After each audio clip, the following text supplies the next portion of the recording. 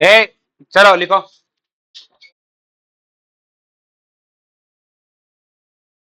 जो बेटा जी, last class में हमने मोल फ्रैक्शन पढ़ लिया था, मोलेलिटी पढ़ लिया था। आज अपन पढ़ेंगे बेटा दो फर्जी सी कंसंट्रेशन टर्म है, उसमें से एक है पीपीएम। क्या है बेटा? हेडिंग लगाओ, पार्ट्स पर मिलियन। पार्ट पीआरटी, पार्ट पर मिलियन। पार्ट पर मिलियन। पार्ट पर मिलियन। क्लियर है?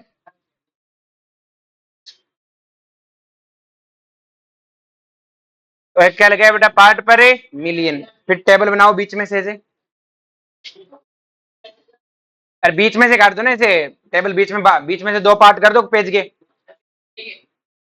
अरे पूरे पेज के नहीं, आधे पेज के कर लो यार। दूसरी तरफ लिखो पार्ट पर बिलियन। बिलियन। एक तरफ मिलियन, एक तरफ है बिलियन। जो पार्ट्स पर मिलियन होता है उसको बोलते हैं पीपीएम। क्या बोलते हैं बेटा? और पीपीएम का मतलब, इसका मतलब होता है part of solute. Part of divided by part of solution. Divided by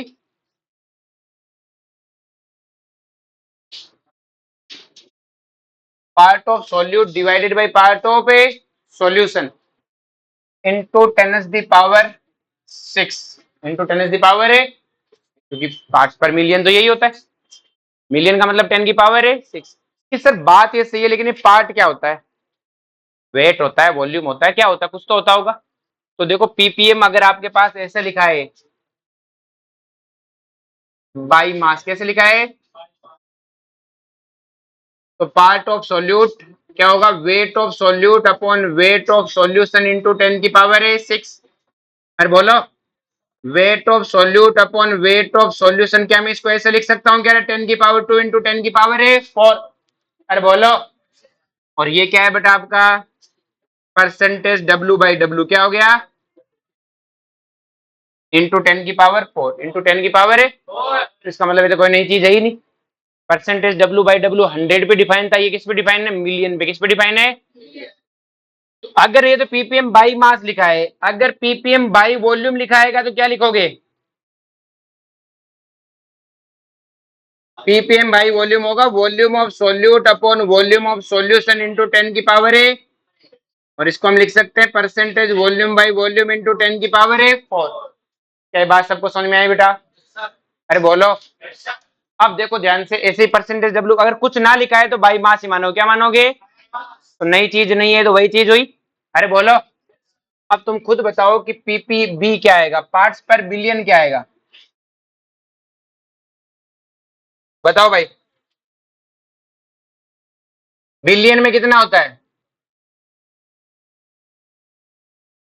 अरे बोलो भाई।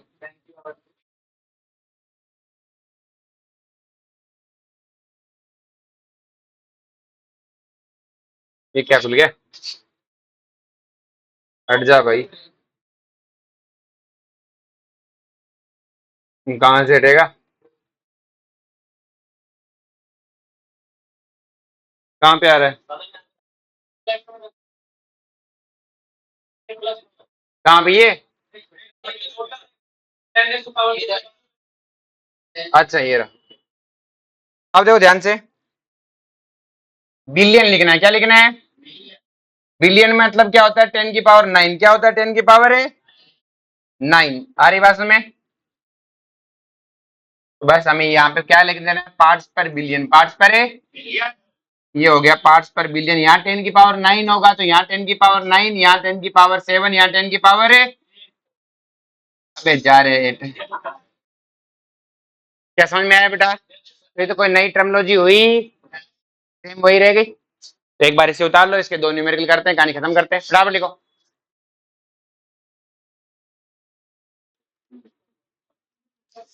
नेक्स्ट क्वेश्चन लिखो बेटा। Find out concentration in ppm. Find out concentration in ppm if 10 gram solute, if 10 gram solute dissolved in 10,000 gram solution, 10,000 gram solution, 10,000 ग्राम है solution. तो आपको पता है वेट ऑफ सॉल्यूट कितना है बेटा 10, सॉल्यूशन का कितना है 10,000 इंटू 10 की पावर है 6, कितना आएगा बेटा 10,000 10 की पावर 4 तो कितना आएगा 1000 पीपीएम, कितना आएगा भाई 100 तो इसको काटेगा 10 ऊपर अभी तो है। आ गया सबको समझ में? अरे बोलो बे, नेक्स्ट क्वेश्चन लिखो।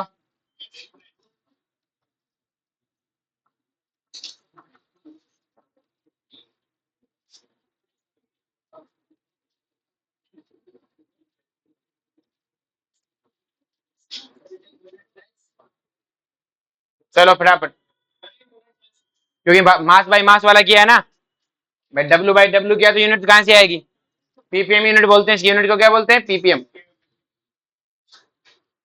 चलो नेक्स्ट क्वेश्चन करो फटाफट।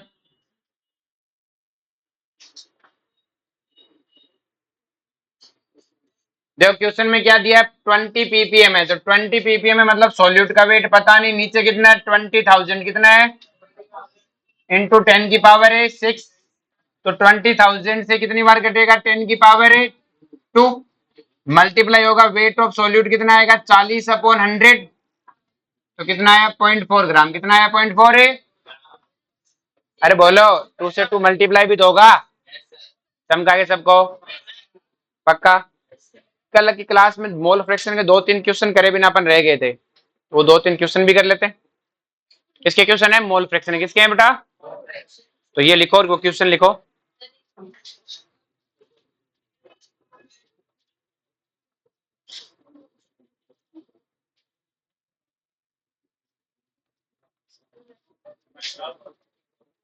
क्वेश्चन लिखो, find out mole fraction, find out mole fraction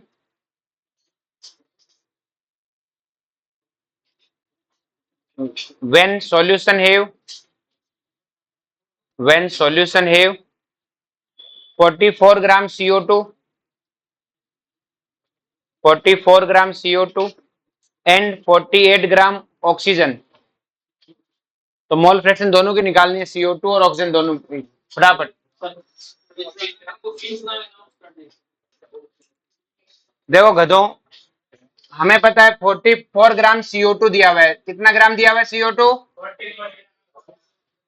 और ऑक्सीजन कितना दिया हुआ है 48 ग्राम। तो ऑफकोर्स CO2 के मोल तो तुम्हारा 44 डिवाइडेड बाय मोलर मास 44 कितना आएगा 1, लेकिन ऑक्सीजन के जो मोल आएंगे वो मोलर मास 16 नहीं होगा 32 होगा, कितना आएगा 3/2, कितना आएगा, तो टोटल मोल कितने आएंगे 5/2, कितने आएंगे।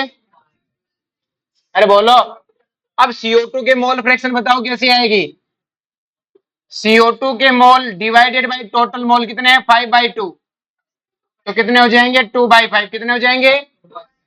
अरे बोलो 2/5 मतलब 0.4, और ऑक्सीजन के मोल कितने बेटा 3/2 डिवाइडेड बाई 5/2, 2 से 2 कट गया 3/5। कैलकुलेशन लास्ट में करनी होती है ताकि कुछ कॉमन आए तो कट जाए, कुछ कॉमन आए तो आगे बात समझ में। तुमने ऑक्सीजन 16 लिया, ऑक्सीजन कितना लिया है, नहीं मैंने ऑक्सीजन गैस है, जब मैं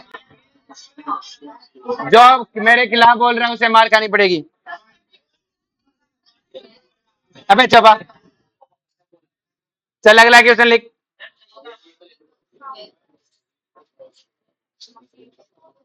forty two gram nitrogen plus 3 × 10 चुप रह जानवर, molecule of ammonia plus 120 gram SO3, solve करो इसे, इसकी मोल फ्रैक्शन निकालो सबकी।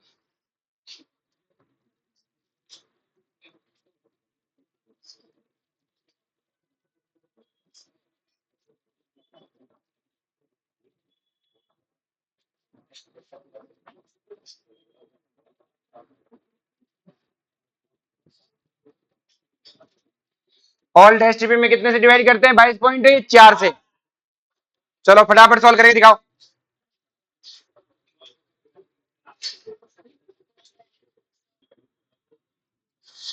देखो भाई पहले क्वेश्चन में क्या दिया, 42 ग्राम नाइट्रोजन। तो आपको पता है नाइट्रोजन का मोलर मास कितना, 28। तो 42 डिवाइड बाई 28 कितना आएगा, 3/2। इसका 3 इंटू 10 की पावर 23, 6 इंटू 10 की पावर 23 से डिवाइड करेंगे कितना आएगा, हाफ। कितना आएगा, इसका कितना है 120। SO3 का मोलर मास कितना है, 80। कितना आएगा, 3/2। तो टोटल मोल कितने आए, 7/, अरे बोलो। अब टोटल मोल आ गए तो डिवाइड करो, तो इसको डिवाइड करोगे तो इसकी मोल फ्रैक्शन क्या आएगी, 3/7। इसको 1/2 से डिवाइड करोगे तो कितने आएगा, 1/7। और 3/2 में डिवाइड करोगे तो 3/7। क्योंकि मोल फ्रैक्शन कैसे निकालते हैं, खुद के मोल डिवाइडेड बाई टोटल मोल। अरे बोलो। नेक्स्ट देखो, इसके मोल कितने आएंगे, 2। अरे बोलो, क्योंकि इसको हम एवोगैड्रो नंबर से डिवाइड करें 2 ही आएंगे। इसके मोल कितने आएंगे, 22 डिवाइड बाई 44 कितने आएंगे, हाफ। और 11.2 डिवाइड बाई 22.4 कितने आएंगे, हाफ। तो टोटल मोल कितने आ गए, 3। कितने आ गए, और जैसे 3 से डिवाइड करेंगे तो ये कितना आएगा, 2/3, 1/6, 1/, क्या यहाँ तक सबको समझ में आया बेटा। ये हमने पढ़ लिया एक एक मोल यूनिट देके। मैं आपको एक मोल फ्रैक्शन पूछता था या परसेंटेज W/W, मतलब एक एक कंसेंट्रेशन टर्म। अरे बोलो, छापो इसे।